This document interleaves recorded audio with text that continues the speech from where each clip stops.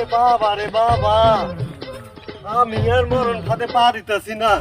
ওরে বাবা রে বাবা, এখনই মরে গেলাম রে, আমি আর মরণ ফাঁদে পা দিতেছি না।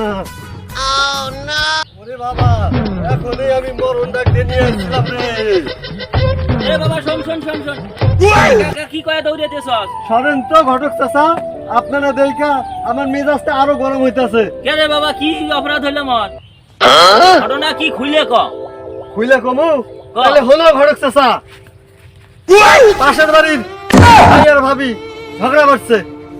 এখন ভাবি কইতাছে যে আল্লাহ, আমি যদি মিথ্যা বলে থাকি তাহলে আমার স্বামীরে উঠাইয়া নিও, আর যদি আমার স্বামী মিথ্যা বলে থাকে তাহলে আমারে বিধবা বানাইয়া দিও।